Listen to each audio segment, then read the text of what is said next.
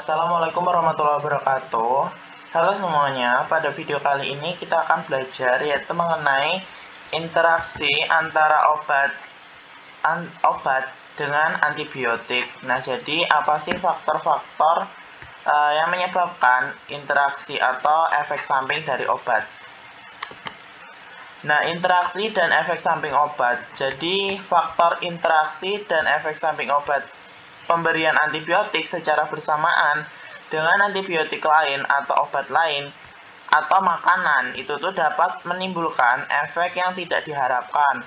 Efek dari interaksi yang dapat terjadi yaitu cukup beragam, mulai dari yang ringan seperti penurunan absorpsi obat atau penundaan absorpsi obat hingga meningkatkan efek toksik obat lainnya. Sebagai contoh, misalnya pemberian ciprofloxacin bersamaan dengan teofilin, yaitu dapat meningkatkan kadar teofilin dalam darah dan dapat beresiko terjadinya henti jantung atau jantung kita berhenti atau kerusakan otak permanen. Dengan demikian, juga pemberian doksisiklin bersamaan dengan digoxin akan meningkatkan efek toksik dari digoxin yang bisa berakibat fatal pada pasien. Nah, selanjutnya kita akan membahas yaitu interaksi antibiotik dengan obat lainnya atau dengan makanan. Jadi di sini dia pergolongan ya. Misalnya yang pertama ini interaksi antibiotik golongan cefalosporin, yaitu di sini kalau misalnya antibiotik golongan cefalosporin dikonsumsi bersamaan dengan obat misalnya antasida, itu tuh absorpsi cefaclor atau cepodixim, contoh obatnya ya golongan cefalosporin, itu tuh dikurangi oleh antasida. Jadi penyerapannya itu tuh kadarnya akan berkurang. Selanjutnya misalnya dikonsumsi dengan antibakteri, kemungkinan adanya peningkatan resiko nefrotoksisitas bila cefalosporin diberikan bersamaan dengan misalnya antibiotik golongan aminoglucosida. Selanjutnya jika diberikan dengan golongan antikoagulan, ini cefalosporin mungkin meningkatkan efek antikoagulan fumarin ya. Jadi harus berhati-hati. Selanjutnya jika di golongan antibiotik cefalosporin digunakan bersama dengan misalnya probenensid, itu ekskresi cefalosporin itu tuh akan dikurangi oleh probenensid sehingga terjadinya peningkatan kadar plasma.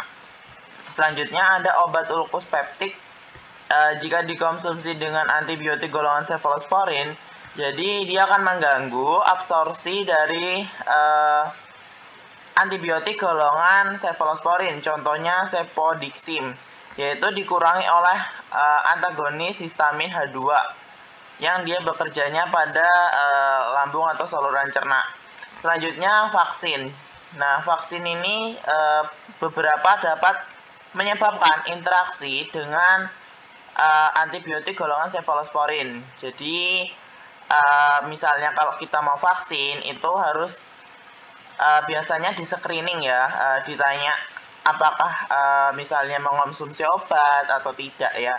Kalau misalnya nggak ditanya berarti kita harus menyampaikan misalnya kalau oh ya mbak atau dok atau mas, saya lagi minum obat nih, apakah bisa vaksin gitu ya. Nanti akan didiskusikan lebih lanjut.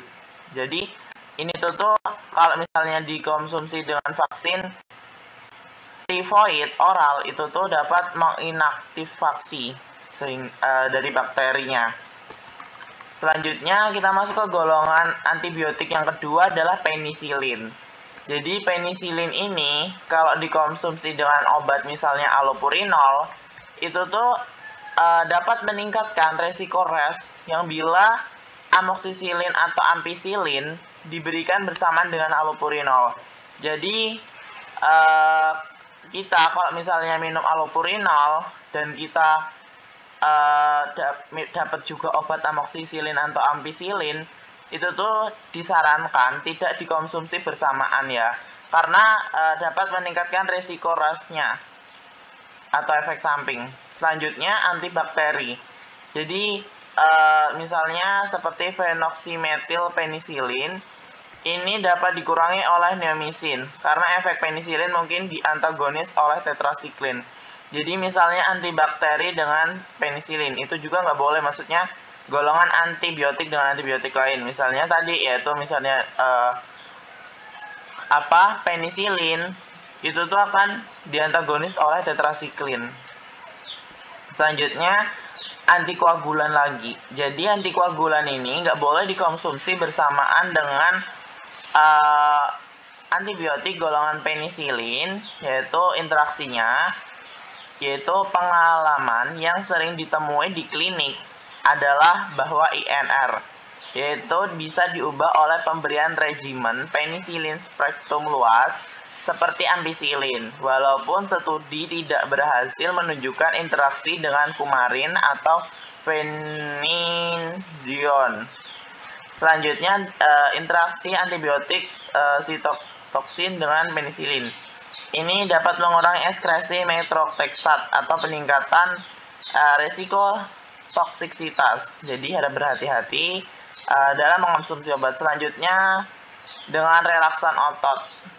Jadi contohnya piperacillin ini tuh dapat meningkatkan efek relaksan otot, non depolarisasi, dan succinylcholine. Selanjutnya probenecid ini kalau dikonsumsi dengan antibiotik golongan penisilin ini akan mengganggu ekskresi penisilin dikurangi oleh probenecid sehingga terjadi peningkatan kadar plasma. Selanjutnya sulfipyrazon, yaitu ekskresi penisilin akan dikurangi oleh sulfipyrazon. Jadi kadarnya akan dikurangi kalau misalnya dikonsumsi bersama dengan sulfipyrazon. Selanjutnya dengan vaksin. Di sini masih sama, yaitu vaksinnya vaksin tifoid, hampir sama yang antibiotik golongan cefalosporin. Selanjutnya yang ketiga ada antibiotik golongan aminoglucosida. Di sini dia tidak boleh dikonsumsi dengan beberapa obat, yaitu seperti algidase alfa dan beta. Jadi gentamisin ini kemungkinan menghambat efek algidase alfa dan beta atau produsen algidase alfa dan beta yang menganjurkan untuk menghindari pemberian secara bersamaan.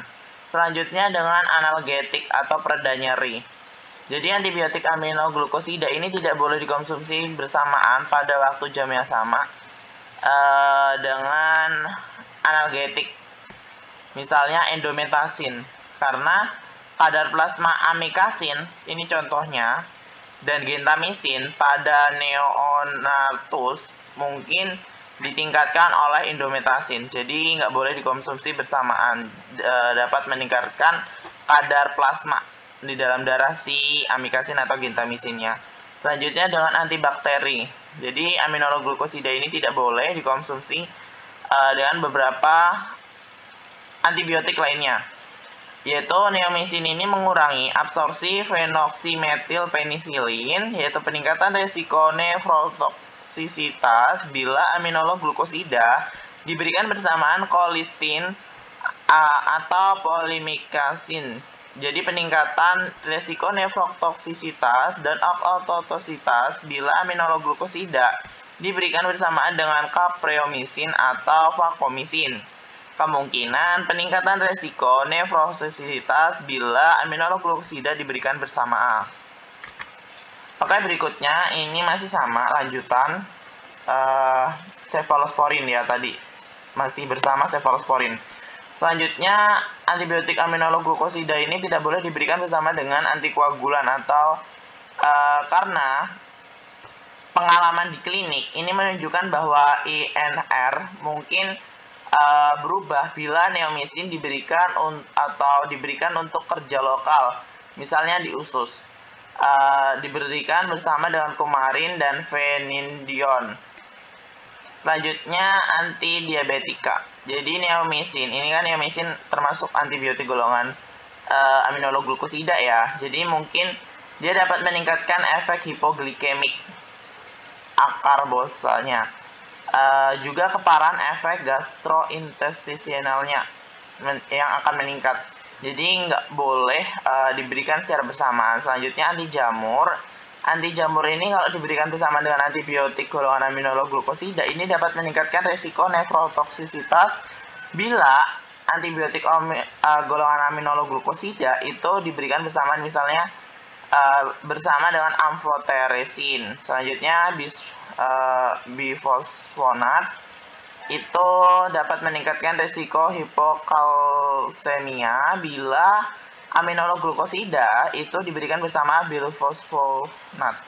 Selanjutnya dengan glikosida jantung. Jadi neomycin itu tuh dapat mengurangi absorpsi misalnya seperti digoxin. Jadi nggak boleh kalau misalnya ada orang yang minum digoxin dan dia mengonsumsi antibiotik, misalnya antibiotik golongan aminoglikosida, contohnya kayak gentamicin, mungkin meningkatkan kadar digoxin di dalam plasma. Selanjutnya ada ciprofloxacin, ini meningkatkan resiko nefrotitis bila digunakan bersamaan ya. Selanjutnya ada sitotoksik ya, ini neomycin juga, dengan mengganggu neomycin menurunkan biofabilitas. Berikutnya di sini golongan diuretik. Diuretik ini kalau dikonsumsi dengan antibiotik golongan aminoglikosida itu juga dapat meningkatkan resiko ootoksitas bila aminoglikosida diberikan bersamaan dengan loop diuretik. Ini contohnya furosemid. Selanjutnya relaksan otot, yaitu jadi aminoglikosida ini kalau diberikan ya bersamaan dengan obat lain misalnya relaksan otot, meningkatkan efek relaksan otot, non depolarisasi dan suksametanium. Selanjutnya parasipatomimetika. Jadi aminoglikosida ini dia akan mengantagonis atau efek neostigmin dan pyridoxymin. Jadi nggak boleh dikonsumsi bersamaan karena dia akan mengantagonis atau menghambat. Selanjutnya dengan tacrolimus, yaitu pemberian dengan antibiotik golongan aminoglikosida itu akan meningkatkan resiko nefrotoksisitas bila aminoglikosida diberikan bersamaan dengan tacrolimus. Selanjutnya dengan vaksin juga masih sama ya. Ini vaksinnya menginaktivasi vaksin oral dari tifoid. Oke, sekian pembahasan mengenai informasi obat pada video kali ini. Semoga bisa bermanfaat. Jika ada pertanyaan atau ada yang ingin memberikan saran, silakan tulis di kolom komentar. Jangan lupa untuk klik subscribe dan share video ini jika bermanfaat bagi kalian semua. See you!